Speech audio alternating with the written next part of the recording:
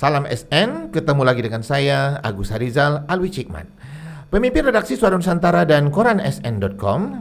Hari ini ulas berita dan masuk edisi ke-229 Rabu 25 September 2024.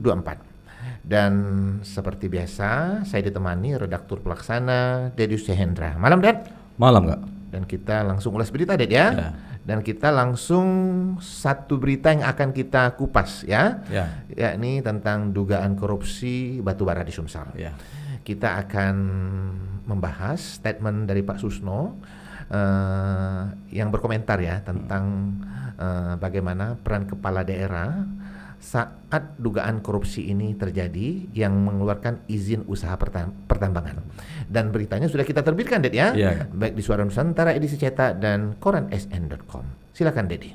Ya, Kak, Pak Susno Duaji yang juga mantan Kabar Reskrim Polri ya mengomentari terkait peran kepala daerah dalam dugaan kasus korupsi pengelolaan tambang izin pertambangan batu bara PT Andalas Sejahtera yang menimbulkan kerusakan lingkungan hidup tahun 2010 sampai dengan 2014 di wilayah Provinsi Sumsel hingga mengakibatkan kerugian negara sebesar 555 miliar yang kini perkaranya sedang dilakukan penyidikan oleh Kejati Sumsel.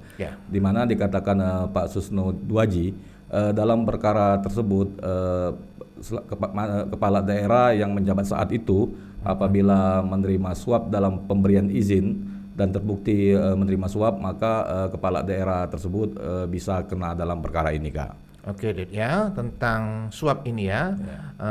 Pak Susno pernah berkomentar juga ya, dan sudah kita terbitkan ya, di Suara Nusantara edisi cetak dan koran sn.com, yakni permintaan kepada Kejati Sumsel untuk membuktikan suap dalam perkara ini. Benar itu, Ded? Iya, Kak. Boleh Dedi mengulasnya lagi, silakan. Pak Susno Duaji meminta agar Kejati Sumsel mengejar suap dalam dugaan kasus korupsi tersebut karena menurut Pak Susno Duaji suap merupakan termasuk dalam tindak pidana korupsi, Kak, ya, yang merupakan wewenang dari kejaksaan untuk mengungkap terkait suap tersebut. Dari itulah Pak Susno Duaji meminta agar Kejati Sumsel dalam melakukan penyidikan dugaan kasus korupsi batubara di Sumsel ini untuk menelusuri aliran suap dalam dugaan kasus korupsi tersebut, Kak. Tentu Pak Susno punya alasan tersendiri ya, meminta pihak penyidik ya Kejati untuk membuktikan suapnya ya, karena perkara ini bisa masuk ke ranah lembaga yang berbeda, Ded, ya. Iya, Kak. Mungkin Dedi bisa mengulasnya dan menjelaskan kepada penonton Desa SN. Silakan, Dedi. Ya, dikatakan Pak Susno Duaji bahwa kewenangan Kejaksaan Tinggi Sumsel dalam hal ini kejaksaan ya ini terkait mengungkap dugaan tindak pidana korupsi, Kak, ya. Namun untuk permasalahan yang menyangkut izin tambang sebenarnya terkait lingkungan hidup itu ada undang-undangnya sendiri, di mana kata Pak Susno Duaji merupakan kewenangan dari Polri atau kepolisian yang juga dari pihak kementerian terkait wewenang untuk menyidik terkait lingkungan hidup, Kak. Oke, penonton SN, beberapa poin yang dijelaskan dan dikupas dalam ulas berita malam ini. Beritanya sudah diterbitkan ya. Dan silakan klik koran sn.com. Kemudian ada juga permintaan dari Pak Susno ya untuk membuktikan tindak pidana pencucian uang. Mungkin Dedi bisa mengulasnya, silakan, Dedi. Ya, dalam perkara ini Pak Susno Duaji mengungkapkan bahwa Kejati Sumsel dimintanya untuk mengungkap tindak pidana pencucian uang atau TPPU, Kak, ya. Di mana dikatakan Pak Susno untuk mengungkap TPPU tersebut awalnya memang harus dibuktikan dulu terkait dugaan korupsinya dan terkait dugaan suapnya.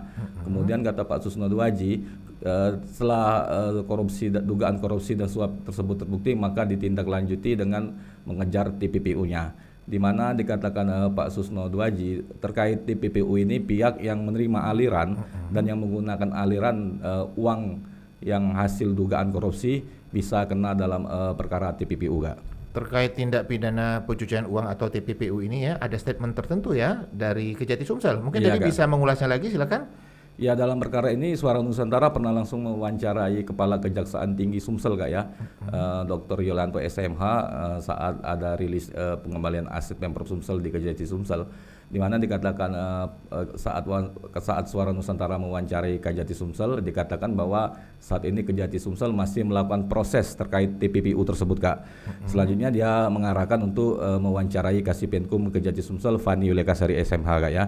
Selanjutnya Suara Nusantara meminta komentar dari Kasipenkum Kejati Sumsel terkait keterangan dari Kejati Sumsel dan dibenarkannya bahwa saat ini tim jaksa penyidik bidang tindak pidana khusus Kejati Sumsel juga masih melakukan pendalaman soal tindak pidana pencucian uang di perkara dugaan kasus korupsi batubara Sumsel ini, Kak ya. Selain itu Suara Nusantara juga pernah mewawancarai asisten bidang tindak pidana khusus Kejati Sumsel Umaryadi SHMH terkait TPPU di perkara dugaan korupsi batubara di Sumsel ini, dan dikatakan Umaryadi SMH juga mengungkapkan bahwa hingga kini tim jaksa penyidik bidang tindak pidana khusus Kejati Sumsel masih melakukan pendalaman terkait TPPU pada perkara tersebut, Kak. Oke ya, kembali lagi tentang peran kepala daerah saat dugaan korupsi ini terjadi ya, yang mengeluarkan izin usaha pertambangan ya. Sebenarnya sudah sangat lama kita pernah membuat beritanya, Ded ya. Iya, Kak. Walaupun kepala daerah yang bersangkutan diperiksa sebagai saksi. Mungkin Dedi bisa mengingatnya, silakan Dedi. Ya, dalam perkara ini Kasipenkum Kejati Sumsel Fani Yulekasari SMH, Kak ya, membenarkan bahwa mantan Bupati Lahat 2 periode, Kak ya, diperiksa oleh tim jaksa penyidik bidang tindak pidana khusus Kejati Sumsel dalam penyidikan dugaan kasus korupsi batubara tersebut, di mana dikatakan Kasipenkum Kejati Sumsel bahwa pemeriksaan mantan Bupati Lahat 2 periode tersebut dilakukan di Kejati Sumsel dan diambil keterangannya oleh tim jaksa penyidik. Menurut Kasipenkum, mantan Bupati Lahat 2 periode tersebut diperiksa dari pagi hingga menjelang sore hari, Kak. Kelang beberapa lama dari itu kita juga sudah mewawancarai asisten bidang tindak pidana khusus Kejati Sumsel Umaryadi SMH, Kak ya, yang meminta tanggapan apakah mantan Bupati Lahat 2 periode tersebut akan kembali diperiksa oleh tim jaksa penyidik bidang tindak pidana khusus Kejati Sumsel.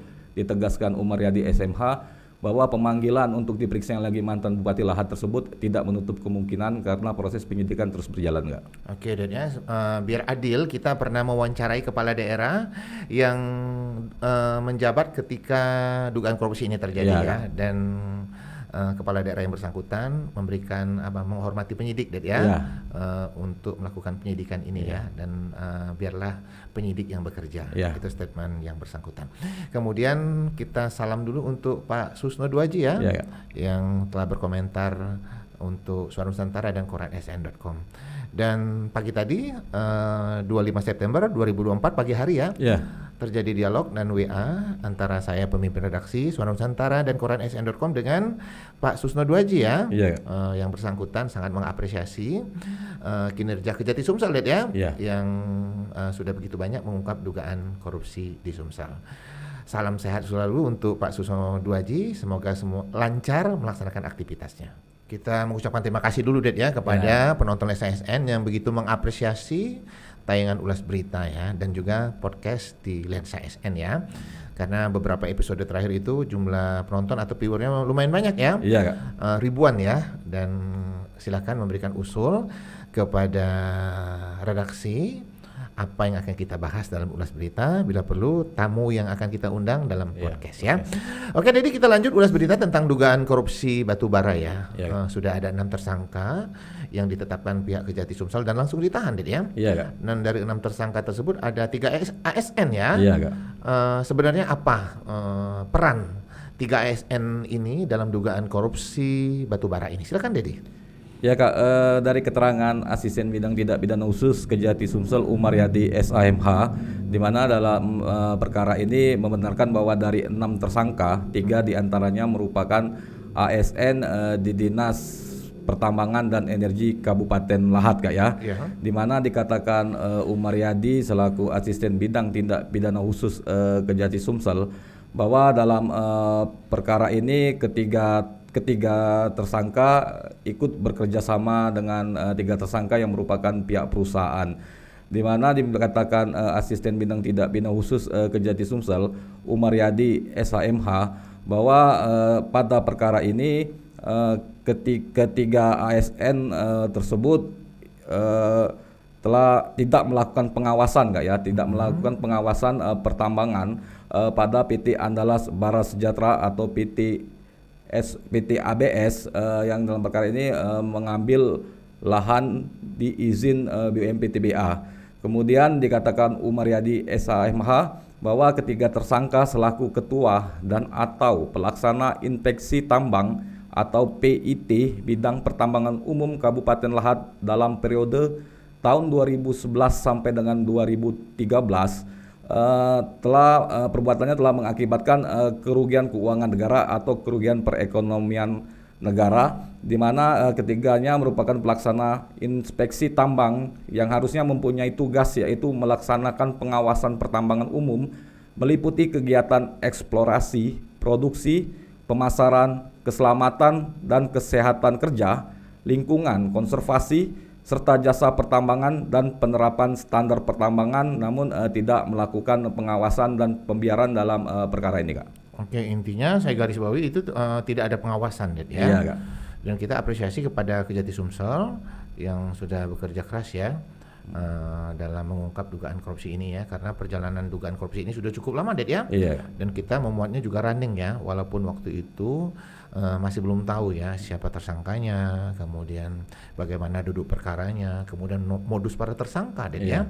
Tentang tersangka ini, ya, kita apresiasi juga kepada pihak Kejati Sumsel ya, penyidik ya, yang sudah sangat hati-hati ya, dan tentu pihak penyidik Kejati dalam menentukan tersangka atau menetapkan tersangka itu sudah berdasarkan ketentuan yang berlaku, ya, dan berdasarkan alat bukti. Mungkin Dedi bisa mengulasnya, silakan Dedi. Ya, dari keterangan Asisten Bidang Khusus Kejati Sumsel Umar Yadi SMH dan juga pernah diterangkan oleh Kasipenkum Kejati Sumsel Fani Yuli Kasari SMH, Kak, ya, di mana penetapan ke-6 tersangka tersebut termasuk 3 ASN di Dinas Pertambangan dan Energi Pemkab Lahat, bahwa berdasarkan alat bukti yang cukup, Kak, ya, di mana dikatakan Umar Yadi SMH bahwa tim penyidik tindak pidana khusus Kejati Sumsel sebelumnya telah melakukan pengumpulan alat bukti dan barang bukti dengan melakukan serangkaian kegiatan penyidikan, sehingga berdasarkan bukti permulaan cukup sebagaimana diatur dalam pasal 184 ayat 1 KUHP,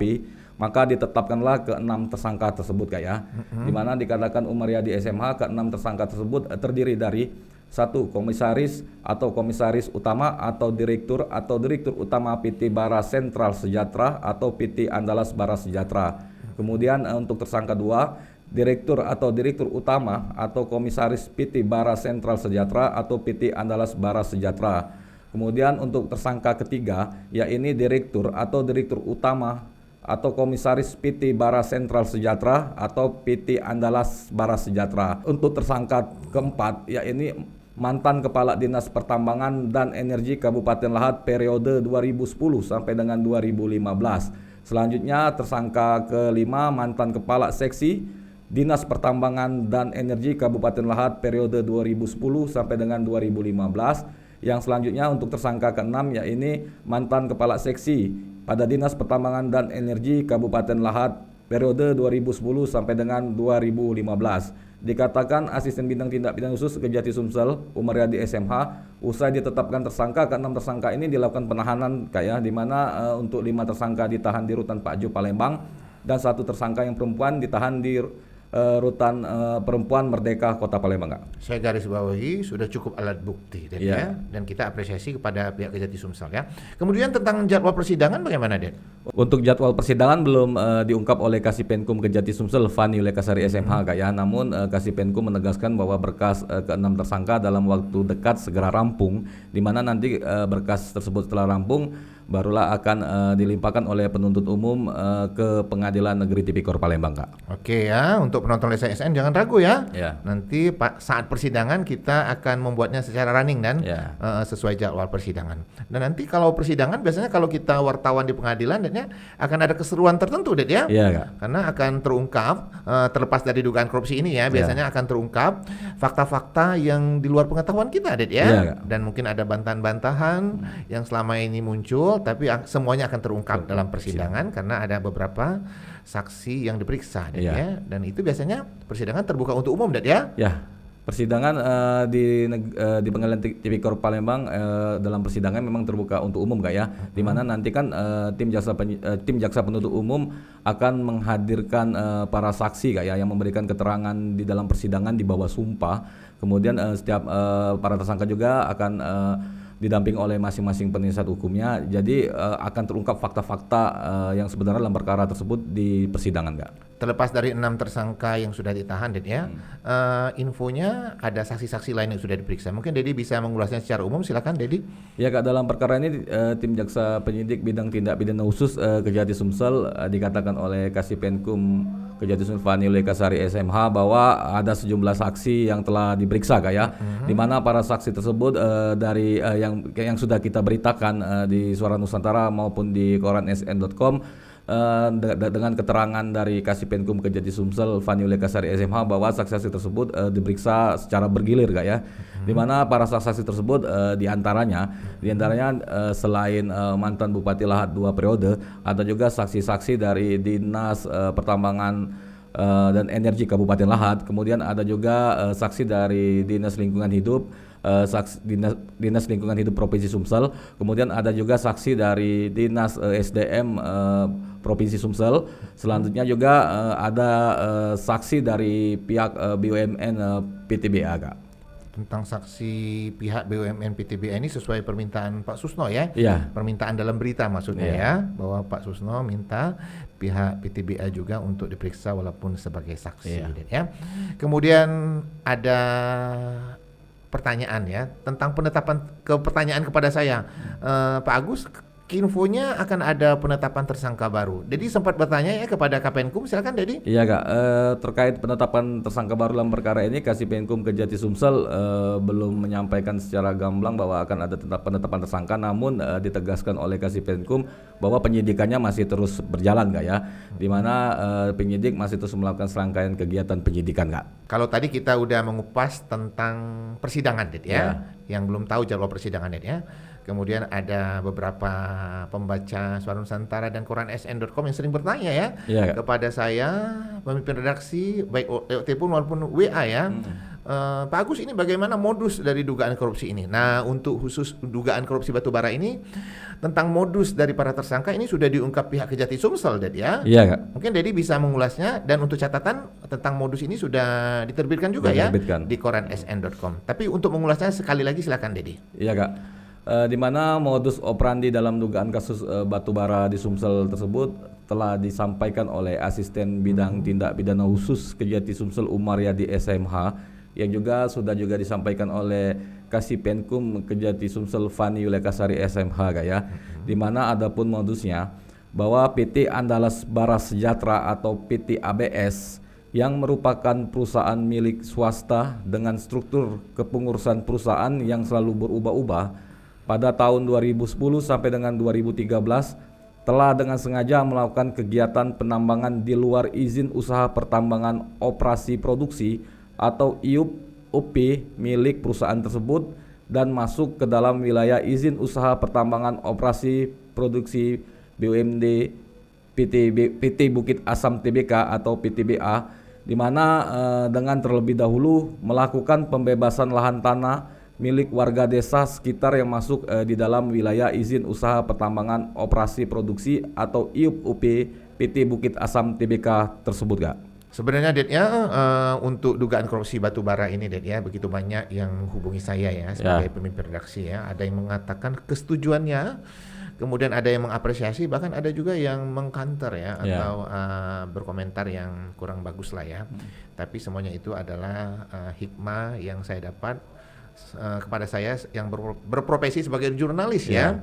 Dan kita dalam membuat berita itu berdasarkan info ya yang kita dapatkan dari Kejati Sumsel, dan kita berterima kasih ya kepada Kejati Sumsel yang begitu terbuka memberikan info-info terkini, jadwal pemeriksaan Ded ya, jadwal penetapan tersangka, bukan hanya untuk dugaan korupsi ini saja Ded ya, untuk beberapa dugaan korupsi yang lain.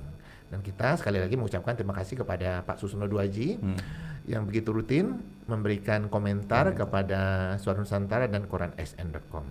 Dan sekali lagi juga bahwa berita-berita yang kita ulas di Lensa SN ini kita mengupas tuntas sebenarnya, Det, ya. Berita-berita yang sudah diterbitkan ya di koran sn.com dan Solar Nusantara edisi cetak. Yang penasaran dengan berita-berita koran sn.com terkait dugaan korupsi batubara ini, silahkan klik ya. Sangat mudah, klik aja ya. Dan kita sangat menghargai kalau ada masukan-masukan positif dan yang berharga ya, hingga kami terus dapat memberikan tayangan-tayangan yang berkualitas. Dan nampaknya kita udah di ujung ulas berita, Det, ya. Dan biasanya di ujung ulas berita kita ada quotes ya. Dan quote kita malam hari ini adalah, hiduplah apa adanya dan menjadi diri sendiri. Jangan lupa untuk like, comment, share, dan subscribe kanal YouTube Lensa SN agar informasi menarik dari kanal YouTube ini tetap tersebar merata di bumi Sumatera Selatan. Demikian dari saya, salam SN, salam kompak selalu.